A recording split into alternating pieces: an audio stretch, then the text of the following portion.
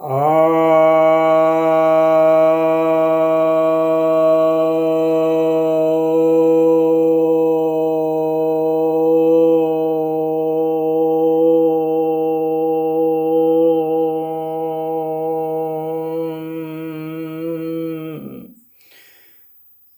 भक्तजनों को सप्रेम नमन। भक्तों, आज मैं आपके समक्ष महर्षि पतंजलि द्वारा रचित योग सूत्र ग्रंथ, जो कि योग दर्शन का सबसे प्रमुख ग्रंथ है, के तीसरे अध्याय, जिसे कि विभूति पाद कहते हैं, के 18वें सूत्र की व्याख्या करने जा रहा हूँ। यह सूत्र काफ़ी महत्वपूर्ण है और रहस्यमयी भी, और बहुत लोगों के इंटरेस्ट की भी है। इसीलिए इसे आप गौर से सुनिएगा और समझिएगा। यह सूत्र कहता है, संस्कार साक्षात करणात पूर्व जाति ज्ञानम। संस्कार साक्षात करणात पूर्व जाति ज्ञानम, अर्थात संस्कार के साक्षात्कार से पूर्व जन्म का बोध होता है, पूर्व जन्म का ज्ञान होता है। तो यहाँ पर पतंजलि जी ने पूर्व जन्म कैसे होता है उसकी विधि बताई है। बहुत प्रमाणिक विधि है यह, और यह विधि कोई भी अपना करके देख सकता है इसे। खैर, अभी पहले हम इसको समझेंगे, उसके बाद फिर उस पर चर्चा करेंगे। तो संस्कार के विषय में ऐसा है, हम जो कुछ भी इंद्रियों से अनुभूत करते हैं उसकी मस्तिष्क में उसकी प्रतिकृति बन जाती है, प्रतिलिपि बन जाती है, और वो ऐसा कोड फॉर्म में होती है जो कि हमारे चित्त की बहुत गहराइयों में उतरती चली जाती है और कई तह पर चली जाती है। यानी इस तह के अलग कोड होंगे, उसके निचले के तल के अलग कोड होंगे। इस तरह से ये कोडों की बहुत श्रृंखला होती है, और ये श्रृंखला कितनी होती है? असंख्य होती है। इसलिए जितने अभी अभी जैसे हम लोगों ने जो सोचा, तो अभी तत्काल उसको हम लोग रिट्राइव कर लेते हैं, तुरंत वापस सोच लेते हैं स्मृति के रूप में। फिर एक सप्ताह पहले जो सोचे थे उसको काफ़ी कठिनाई होती है, क्योंकि वो और कोड में जा चुका होता है गहराई में। फिर और एक महीना पहले जो किए हैं वो और थोड़ा मुश्किल है। इस तरीके से ये जितना पीछे जाते हैं उतना ही मुश्किल होता चला जाता है, क्योंकि कोड होता चला जाता है, कोड का कोड बनता है, कोड का कोड बनता है, इस तरह से ये बनता चला जाता है। जो छवि बनती है उस छवि की छवि बनती है, फिर उस छवि की छवि बनती है। इस तरह से होता है। जैसे कि एक शीशा रख दिया जाए और एक शीशा उसके सीधे में रख दिया जाए, बीच में कोई छवि आ जाए, तो आप देखेंगे इसकी छवि इसमें, इसकी छवि इसमें, इसकी छवि इसमें, इसकी छवि इसमें, इस तरह से बनती चली जाती है, और इसका आपको अंत नहीं मिलेगा। तो इस तरह से ये रिग्रेशन होता है और चला जाता है। ये असंख्य छवि बन जाती है, गिनती हम नहीं कर सकते।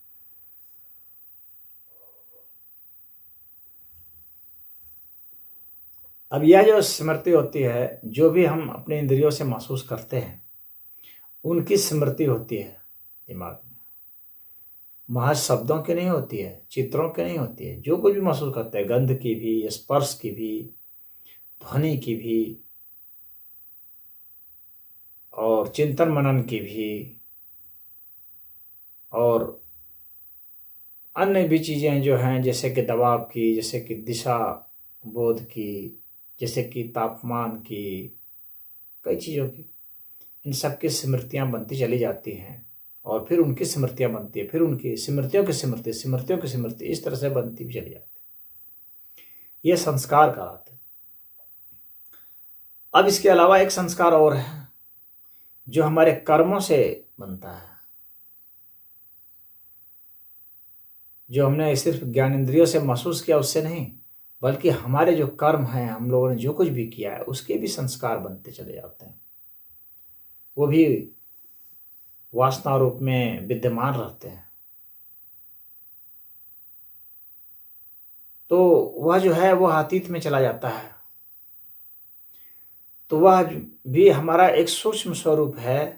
जैसे अभी हमारा जो स्वरूप है यही विकसित होकर के वर्तमान में चला जाता है, बल्कि ये कहा जाता है कि वर्तमान जो है अभी हमारे भीतर सूक्ष्म रूप से मौजूद है, ये इसको विकसित करा के भविष्य में ले जाता है। तो वह जो भविष्य जो है हमारे भीतर जो बीज रूप में है, ये विकसित करा करके हमारे अभी का वर्तमान जो स्वरूप है इसको आगे ले जाता है। उसी तरह से इसका एक स्वरूप जो है, यह जो वर्तमान है इसका जो घट चुका है या जो घटता जा रहा है, अब हम आगे जा रहे हैं तो इसके पीछे भी कुछ छूटता जा रहा है। तो वह भी एक कर्मों की एक जो श्रृंखला हो जाती है जो हम करते आए हैं, उसका भी स्वरूप सूक्ष्म से सूक्ष्म होते हुए चित्त में पड़ा रहता है। तो वह जो है वह स्मृति के रूप में नहीं रहता है, बल्कि तथ्य के रूप में ही रहता है, तत्व के रूप में ही रहता है, कर्म के रूप में रहता है।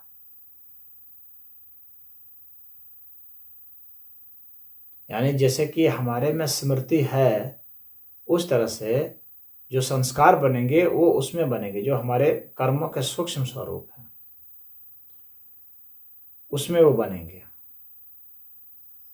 और फिर उसके भी और सूक्ष्म बनते चले जाएंगे। यानी जो हमारे कर्म के जो स्वरूप हैं उसके भी एक प्रतिलिपि बनेगी, उसकी भी प्रतिलिपि बनेगी, प्रतिलिपि की प्रतिलिपि बनेगी, इस तरह से ये बनती चली जाएगी। जो भी हमारी आयु है, हमारा भोग है, हमारा धर्म है, ये सब ये बनता चला जाता है। हम लोग के चित्त में जो पहले बताए हैं जो शक्तियाँ होती हैं, जैसे जीवन शक्ति, जीवन होता है, शक्ति होती है, धर्म होते हैं, संस्कार होते हैं, निरोध होता है, परिणाम होता है, चेष्टा होता है, ये जो 7 गुण बताए हैं उसमें एक संस्कार भी होता है। तो ये संस्कार जो है पीछे चले जाते हैं और कोड के रूप में रहते हैं। अब मनुष्य क्या करता है? मनुष्य तो सामान्यतः आगे जाता है, यानी भविष्य जो है वह हमें विकसित करा के अपनी ओर ले जाता है, तो हम आगे चले जाते हैं। जो घटनाएं हमारी बीत चुकी हैं वह अब वापस नहीं आ पाती हैं।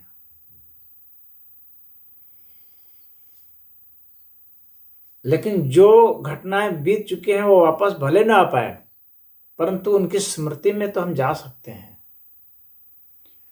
वहां, क्योंकि वे नष्ट नहीं होती हैं। यहाँ पर कुछ भी जो हुआ है वो नष्ट नहीं होता। हम अक्सर ये सोचते हैं कि हमारा अतीत जो हो गया वो अब नष्ट हो गया, परंतु ऐसा नहीं है, वो नष्ट नहीं होता है। यह अलग बात है कि वह वापस आ नहीं पाता इधर, वह वर्तमान नहीं बन पाता। तो इसीलिए कुछ लोग कहते हैं जो बीत गई सो बात गई, लेकिन बात गई नहीं रहती है, वो रहती रहती है। हम उसको ट्रेस कर सकते हैं वापस, तो वहां ज्ञान का फैक्टर है। हम उसको जान तो सकते हैं, उसे वापस ला नहीं सकते।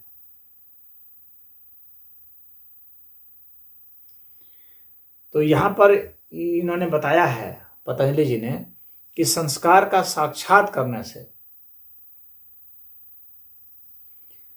तो संस्कार का साक्षात कैसे होगा? मनुष्य क्या कर रहा है कि वो आगे ही चलना चाह रहा है, उसका दिमाग आगे ही जा रहा है, और हमारा ये जो कुछ भी है ये विकसित होकर आगे ही जा रहा है। इसके कारण क्या होता है कि हम लोग जो है भविष्यगामी हो जाते हैं। हम लोग का दिमाग आगे की योजना बनाता है, पीछे का कभी कभी याद कर लिया करता है, परंतु वो कभी कभी याद करने से क्या होता है, हमारे चित्त की जो शक्ति है वो पीछे की ओर नहीं लगती है।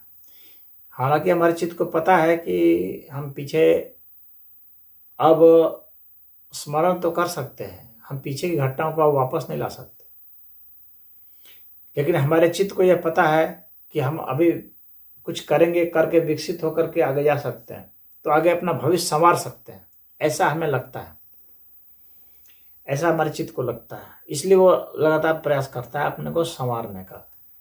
अभी अपने वर्तमान जो दुख है उसको हम ठीक कर सकते हैं, ऐसा सोच करके हम अपना काम करते हैं। इसलिए चित्त जो है भविष्योन्मुखी है। हम अभी गरीब हैं, हम अमीर हो सकते हैं, हम मूर्ख हैं, विद्वान बन सकते हैं, हम अस्वस्थ हैं, स्वस्थ हो सकते हैं, हम दुखी हैं, सुखी हो सकते हैं, हम अशांत हैं, शांत हो सकते हैं। ऐसा हम सोचते हैं, इसलिए हम अभी प्रयास करते हैं, तो इसलिए हम भविष्योन्मुखी होते हैं। लेकिन जिन्हें सिर्फ जानना है कि हम पीछे क्या थे, just for knowledge purpose, if you want to go back we could, हम लोग जा सकते हैं पीछे। और इसके लिए क्या करना होता है? इसके लिए सबसे पहले यह है कि आपको भविष्योन्मुखी होना छोड़ना पड़ेगा। पहला चीज, संस्कार का साक्षात करना इतना आसान नहीं है। यह संयम से होता है। संयम का अर्थात धारणा, ध्यान और समाधि से होता है। और धारणा, ध्यान, समाधि मतलब चित्त में फोकस्ड हो जाना, एकदम ऐसा कि जैसे शून्य जैसा ही हो गया। चित्त हमारा इस तरह से हो जाए कि पीछे के जितने भी स्मरण हैं वो अपने आप खुलते चले जाएं। हम पीछे की बातों को इसलिए याद करते हैं, तो चित्त हमारा फोकस होता है पीछे की घटनाओं पर। तो इसके लिए हम लगातार फोकस करते हैं, हम कल क्या किए थे या 1 घंटा पहले क्या किए थे, यही सोचें। तो लगातार सोचते जाएं पीछे क्या किए थे, कैसे बोले थे, कैसे बोले थे, कैसे कहे थे, कौन कौन मिला था, कहाँ मिला था, उसका रंग क्या था, ये क्या था, वो क्या था, सब सोचते चले जाएं। आज का सोचें, फिर धीरे धीरे आदत बनाएं कल का सोचने का, 2 दिन पीछे का, 7 दिन पीछे का। ये जरूर बात है कि जो महत्वपूर्ण घटनाएं हुई होंगी वे याद रहेंगी। महत्वपूर्ण घटनाएं कौन है? जिसको कि हम दोहराते हैं। एक दूसरा, जिसने हमारे आयु में, भोग में, इन सब में हमारा साथ दिया है, संबंध बनाया है, वह। तीसरा है जिसने कि जो दुख जो है उसमें महत्वपूर्ण भूमिका निभाई है। दुख की चीजें हम जल्दी नहीं भूलते। और चौथा, सुख की अनुभूतियां भी, जिसने काफी सुख पहुंचाई है, तो उसके भी अच्छे संस्कार हमारे बन चुके होते हैं। मजबूत संस्कार, अच्छे का मतलब, मेरा मतलब है मजबूत संस्कार, जिसका इंप्रेशन बहुत हार्ड हो, क्योंकि हम आसानी से उसको रीड कर सकें। तो ठीक जैसे वैसा ही है, जैसे कि कोई तालाब हो, चित्त हमारा वैसे ही है। एक ढेला फेंकते हैं तो उसमें लहरें उठती हैं, तो उस तरह से लहरें उठती हैं। जितना बड़ा ढेला फेंकेंगे उतने और अच्छी लहरें उठेगी, जो हम देख सकते हैं। और अगर बहुत छोटा सा तिनका फेंकेंगे तो उतनी लहरें नहीं उठेंगी। तो वही अगर हम बार बार एक ही कंकड़ी डालेंगे तो उसकी भी लहरें उठती रहेंगी। तो हमारे चित्त में जो संस्कार बने हुए हैं, जिसका रिपीटिशन ज़्यादा हुआ है, जिसने हमें कष्ट पहुंचाया, यानी उसके साथ हम अटैच किए, लिंक किए हुए हैं, तो हमारी चेतना उससे लिंक्ड है, तो हम उस लिंक के जरिए वहाँ पहुँच सकते हैं। तो दर्द वह लिंक होता है, हमारा फोकसिंग पावर भी वह लिंक है। हम कितना अपने को एकाग्रचित कर सकते हैं, उसके हिसाब से हम उसको लिंक कर सकते हैं, अब वहाँ भेज सकते हैं। अब जब हम सिर्फ पीछे और पीछे जाते हैं, सिर्फ पीछे ही की बात सोचते हैं, आगे की बात नहीं सोचते हैं, बहुत रेयर या कम से कम आगे की बात सोचें। जितना आगे की बात सोचेंगे आपकी विश्लेषण क्षमता बढ़ती है, आपके कर्म करने की ताकत बढ़ती है। लेकिन जितना आप पीछे जाते हैं आपकी मेमोरी बढ़ती है। स्मरण शक्ति सदैव पीछे जाने से होती है। स्मरण करना मतलब ही पीछे जाना है। स्मरण सदैव पीछे का ही होता है। तो स्मरण शक्ति उन्हीं की अच्छी होती है जो पीछे का सोचते हैं, और विश्लेषण शक्ति, मैथमेटिक्स उनकी अच्छी होती है जो वर्तमान और भविष्य का सोचते हैं, एनालिसिस करते हैं। तो अब जो है ये स्मरण शक्ति जो है वह अतीत की ही होती है और वर्तमान का उससे लिंक्ड होता है। अब हम पीछे के पीछे सोचते हैं, अपन बैठे हुए हैं, किसी भी एक आसन पर बैठ जाएं और ऐसी स्थिति में बैठें जब हम तरोताजा हों, थके हुए नहीं हों, अन्यथा हम नींद में चले जाएंगे। और आराम से बैठें, श्वास प्रश्वास पर ध्यान दें और पीछे की बातों का स्मरण करें। सांस प्रश्वास पर ध्यान देते रहेंगे और पीछे का स्मरण करते रहेंगे, क्या हुआ था, क्या हुआ था, क्या हुआ था। तो हम पीछे लौटना शुरू करेंगे। धीरे धीरे हम बचपन में जा सकते हैं, लौटते लौटते। फिर उसके बाद हम देखेंगे कि जब हम एक चीज को याद करते हैं तो उसके बाद एक ब्लैंक जैसा आ जाता है, यानी कि जब हम कुछ याद नहीं कर पा रहे हैं, हल्का सा काला काला टाइप का आ जाएगा, कुछ समझ में नहीं आएगा कि क्या है, लगेगा बंद हो गया आप सब। लेकिन फिर अगर हम फोकस रहते हैं, वहीं पर टिके रहते हैं, वहीं सोचते रहते हैं, हिट करते रहते हैं, तो फिर दूसरी चीज खुल जाती है। फिर एक संस्कार का कोड, एक कोड यह हुआ, उस कोड का जो कोड बना था वह फिर खुल जाएगा जो पुराना है, फिर वो चलेगा, फिर थोड़ी देर का फिर बंद हो जाएगा, फिर अंधकार, फिर आप वहां पर टिके रहें, हिट करते रहें, फिर वो खुल जाएगा तीसरा, इस तरीके से क्रमशः खुलता चला जाएगा। अब ये खुलता चला जाएगा, खुलता चला जाएगा। जब आप इस जन्म के लास्ट तक पहुंचेंगे तब एक बहुत बड़ा गैप और ज्यादा बड़ा अंधकार आएगा, और उस अंधकार में जा करके आपको लगेगा कि अब यहां से फिर कोई रास्ता नहीं अंधकार का सिवा, लेकिन रास्ता है। आपको क्या करना है, आपको शांत रहना, एकदम एकदम शांत होकर हिट करते रहिए, यानी यहाँ फोकस किए हुए हैं उसको और केंद्रित करते जाइए। यह ठीक उसी तरह से है जैसे एकाएक आप धूप से चलकर आते हैं और कमरे में चले जाते हैं बिना रोशनी वाले कमरे में, तो वहाँ आपको घुप अंधकार लगता है, लेकिन थोड़ी देर कर वहाँ टिकते हैं, शांत होते हैं, थोड़ा सुस्ताते हैं, तो देखते हैं धीरे धीरे कुछ कुछ हल्का आपको दिखने लगा। ठीक ऐसा ही है कि आप अपना स्मरण शक्ति को वहाँ पर बनाए रखते हैं, धीरे धीरे देखेंगे कुछ कुछ धुंधला छंट रहा है और कुछ कुछ साफ नजर आ रहा है। फिर एकाएक हिट करेंगे आप, दरवाजा वो खुल जाएगा और फिर आपको साफ साफ चीज़ें दिखने लगेंगी। इसका मतलब वो दूसरे जन्म का है। फिर इस तरह से चलते चले जाएंगे, इस तरह से दूसरा जन्म, तीसरा जन्म, चौथा जन्म आप देख सकते हैं। कई जन्मों की परतें खुलती चली जाती हैं। अब कुछ लोग ऐसा कह सकते हैं कि क्या गारंटी है कि मनुष्य जो था पिछले जन्म में मनुष्य था कि इसमें आ गया। पिछले जन्म में आप जो भी रहे होंगे, आप मनुष्य रहे या चींटी रहे, चित्त को कोई फर्क नहीं पड़ता।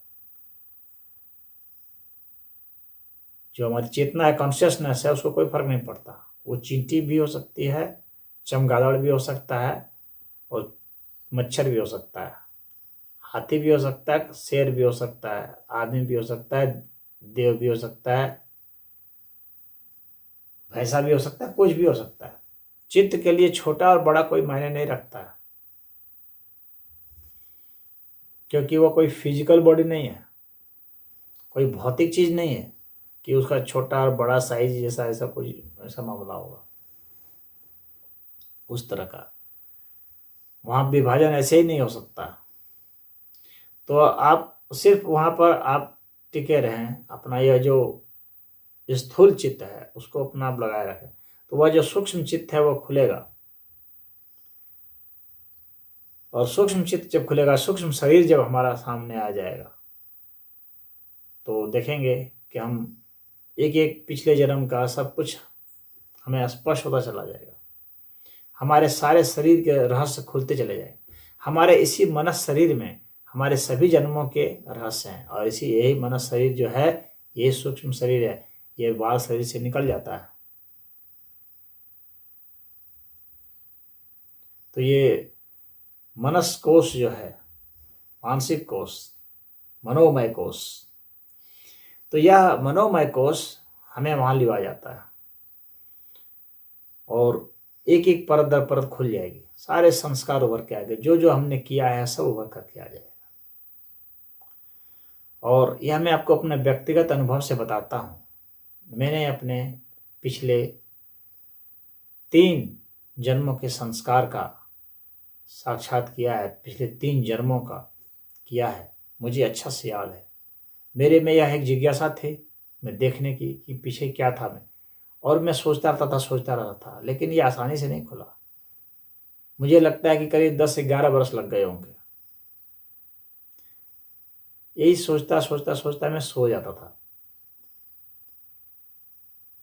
और ये जब एक बार मैं बैठा था तो मुझे पता चल गया, खुल गया अपने आप, आपको खुलता चला जाएगा। हालांकि मेरा मन मान नहीं रहा था कि ये वही है, मैं सोच रहा था कि ये हमारी कल्पना भी हो सकती है। इस तरह से मैंने बहुत कोशिश की उसका एग्जैक्ट लोकेशन और सब कुछ जानने की, परंतु एग्जैक्ट लोकेशन का नहीं पता चला, बस एक वैग आइडिया लगा गांव का, इलाके का। एक जन्म में छत्तीसगढ़ का, मुझे लगा छत्तीसगढ़ का इलाका था। मैं एक दलित आदिवासी साधु था। और पंजाब में भी एक जन्म का मुझे पता चला, मैं पंजाब में था। और एक जन्म में मैं बंगाल में था, वहाँ। हालांकि इसका मेरे पास कोई प्रमाण नहीं है, मैं इसे सिद्ध नहीं कर सकता, इसलिए साइंटिफिकली ये प्रूव्ड नहीं हो सकता, परंतु मुझे विश्वास हो जाता है। तो ऐसा विश्वास ऐसा हो जाता है। लेकिन वैज्ञानिक तरीके से सिद्ध हो इसके लिए मैंने कोशिश की, परंतु भीतर से बहुत जोर से इसके खिलाफ में आवाज़ आई और ये बंद हो गया। और फिर मैंने कोशिश नहीं की, फिर साहस नहीं हुआ भीतर से, चूंकि बहुत जोर से इसके विरुद्ध में आवाज़ आई। तो मेरे लिए तो यह प्रमाणिक हो गया कि मुझे भरोसा हो गया। हालांकि लॉजिक से भरोसा नहीं हुआ, लॉजिक से तो अभी भी मुझे अविश्वास ही है कि ऐसा ही था। मेरे पास कोई प्रमाण नहीं है इसका, लेकिन यह दिल है कि मानता है कि ऐसा ही है। बस इतनी सी बात है। तो अपने लिए संतोषजनक हो, दूसरों के लिए संतोषजनक तो नहीं होगा। तो यह संस्कार का साक्षात्कार करना ऐसा ही है। मैंने संस्कार का साक्षात किया है और आप भी कर सकते हैं, लेकिन लगातार उसी के विषय में सोचते सोचते सो जाना होता है। आप सोते जाएंगे तो वही सोचते सोचते सो जाएंगे, वही सोचते सोचते सो जाएंगे। आप बस लगे रहिए, आप बस यही सोचिए कि जब तक ये नहीं खुलेगा तो मैं यही करता रहूँगा, और ऐसा होते होते ऐसा किसी दिन हो जाएगा। बस आपको यही करना है कि पीछे के बातों का स्मरण करने की कोशिश ज़्यादा करनी है, और जितना फोकस्ड आप रहेंगे। और साथ में यह भी बात है कि व्यक्ति जितना पवित्र हृदय का होता है, जितना उसके प्रति डेडिकेटेड है, समर्पित है, और उसका चित्त जितना साफ है, दर्पण जितना साफ रहेगा तस्वीर भी उतनी साफ दिखेगी। और देखना मन से ही है, तो मन की आंखें जो हैं वो एकदम बिल्कुल क्लियर होनी चाहिए, तो ऐसा आपको दिख जाएगा। तो यह जो है बहुत लोग इसके लिए सम्मोहन की क्रिया करते हैं। सम्मोहन की क्रिया भी कुछ नहीं है, बस पीछे को मेमोराइज करना है और अपने चित्त को सूक्ष्म करना है। लेकिन उस सम्मोहन की क्रिया में भ्रम भी हो सकता है, परंतु ध्यान की जो क्रिया है, जिसमें कि हम बैठे हुए हैं, लगातार हम अपने चित्त को फोकस कर रहे हैं, अपने सांस के जरिए लगातार पीछे की घटना को वो कर रहे हैं, तो याद कर रहे हैं, तो कुछ जहाँ पर ठाता जाता है वहीं पर टिके रहें, वापस आने की कोशिश नहीं करें, वहीं टिके रहें। धीरे धीरे धीरे वो छंटता चला जाएगा, फिर इस तरह से होता जाएगा। आवाज़ भी आ सकती है, कई कई तरह की आवाज़ें सुनाई पड़ सकती है। आपको बिल्कुल ऐसा भी लग सकता है, हताश भी आप हो सकते हैं बहुत समय तक, कह रहे कुछ नहीं हो रहा है, हर समय देखते हैं तो अंधकार ही है, देखते हैं कुछ नहीं होता, अंधकार ही है। लेकिन आपको वहीं पर रहना, उस अंधकार का ही मजा लीजिए। आप यह सिर्फ मत सोचिए कि मुझे पीछे जन्मों का ही जानना है, आप यह सोचिए कि क्या चित्त में है, जरा मुझे देखना है। तो अपने को फोकस कीजिए, अंधकार में रहिए, कम से कम ध्यान तो होगा। यही यहाँ संयम की बात की है पतंजलि जी। जब तक समाधि नहीं होगी पीछे का नहीं बोध होगा, इसीलिए यहाँ पर इन्होंने संयम का प्रयोग किया है। ये पूरा विभूति पाद जो है ये पूरा संयम के लिए है। तो आपको संयम करना है, संयम अर्थात धारणा, ध्यान और समाधि। तो चित्त आपका इतना फोकस हो जाए कि बस वो उस अंधकार के साथ ही लीन हो जाए चित्त, तो पीछे आने का कोई मतलब ही नहीं रह जाता है। तब क्या होगा कि वहां पर काल बोध समाप्त होने लगेगा, और तब काल का भेदन हो जाएगा, और वो सब बातें जो स्मरण में थी वो सब उभर करके आ जाएगी। किसी अन्य को यकीन हो या ना हो, आपको अवश्य हो जाएगा। और आपको अपने से ही मतलब है, दुनिया जहान को यकीन दिलाने से बहुत मतलब नहीं है। और महात्मा बुद्ध ने भी पीछे के जन्मों के संस्कार किए थे, भगवान कृष्ण ने भी बताए हैं, पतंजलि जी ने भी बताए हैं, महावीर जी ने भी बताए हैं, जितने भी बड़े बड़े योगी हुए हैं सभी ने बताए हैं। और मेरा खुद का भी व्यक्तिगत अनुभव है, इसलिए मुझे पूरा भरोसा है। आप भी ऐसा कर सकते हैं और करके आप देख सकते हैं, आपको भी अवश्य ही कुछ पता चलेगा। पीछे का जितना जान पता करना थोड़ा सा कठिन होता है, लेकिन यदि आदमी को यहाँ इससे कोई गणित का सवाल होता है, अगर सूत्र आपको हाथ लग गया तो आप उसी में सूत्र में बैठाते जाएंगे तो आपका हल निकलता जाएगा। उसी तरह से यह है, सूत्र आपके हाथ लग गया है, आप समाधि में उतर सकते हैं, ध्यान में उतर सकते हैं, तो आपके लिए पीछे जाना संभव है, आप आराम से जा सकते हैं। तो आप इसको आजमाएंगे। आप ध्यान रखिएगा, सांस के जरिए ही आपको पीछे का याद करना है, यह चीज़ ध्यान रखिएगा। भले आप सो जाएं, कोई बात नहीं है, नींद भले आ जाए, कम से कम नींद तो मीठी आएगी, ये सोचना है आपको। और ऐसा अगर आप करते रहे सांस के साथ ही, तो आपको उभर करके वो एक न एक दिन अवश्य आ जाएगा। कब आ जाएगा ये तो बताया नहीं जा सकता।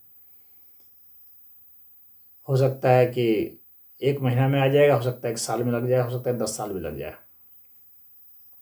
परंतु आ तो अवश्य जाएगा। जिस दिन आपका वह साक्षात्कार पूरा हो गया, संस्कार का साक्षात, उस दिन ही उभर करके आ जाएगा। संस्कार जिस दिन खुल जाएंगे उसी दिन ही आ जाएगा।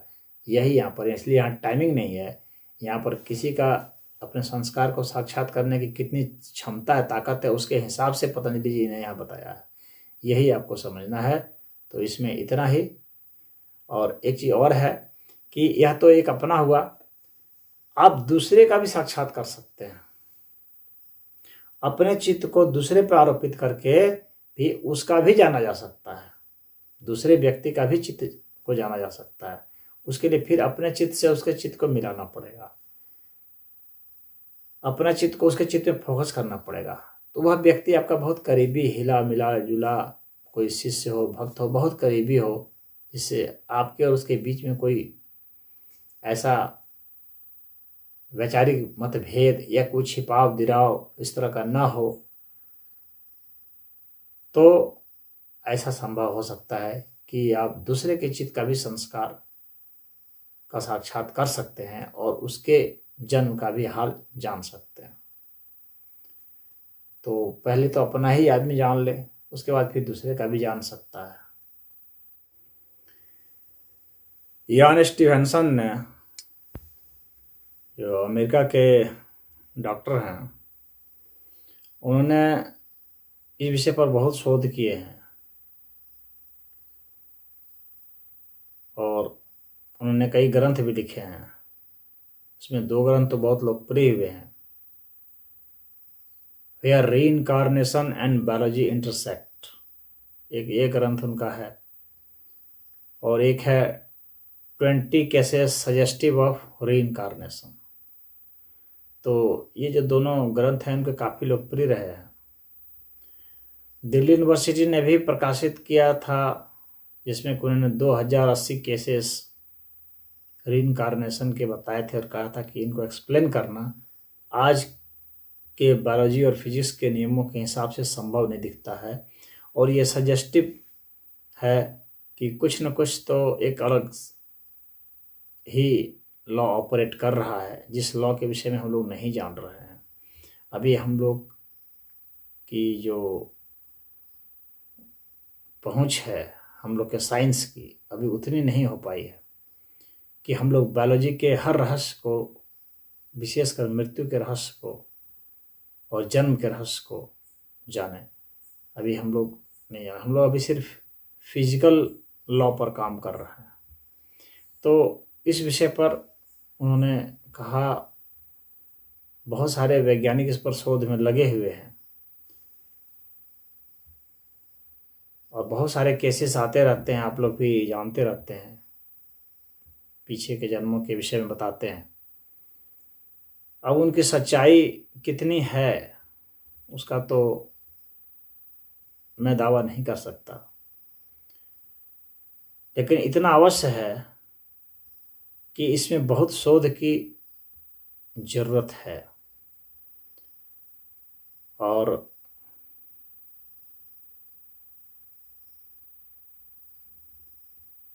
यह जो युगों युगों से चलता आ रहा है, और यहाँ भारत की ही सभ्यता में नहीं, विश्व की बहुत सारी सभ्यताओं में इसका रहा है। और इसका लॉजिक ऐसा है कि कोई चीज अभी है तो वो खत्म नहीं हो जाएगी, शून्य नहीं हो सकती है। तो हम शून्य से उत्पन्न नहीं हुए हैं और शून्य हो नहीं सकते मरने के बाद।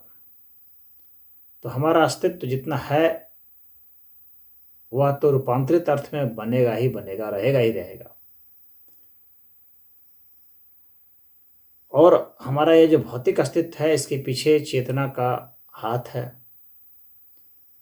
क्योंकि एक विशेष अर्थ में हमारा शरीर बना है, डीएनए का विकसित रूप है। लेकिन डीएनए किससे विकसित हुआ, वहां पर अणु परमाणु ऐसे क्यों जुटे, वे ही अणु परमाणु क्यों जुटे, उनको किसने प्रेरित किया कि इसी क्रम में जुटें और वो रेप्लिकेट करें, अपने को विभाजित करें, दोहराएं। आखिर उनको कौन गाइड कर रहा है?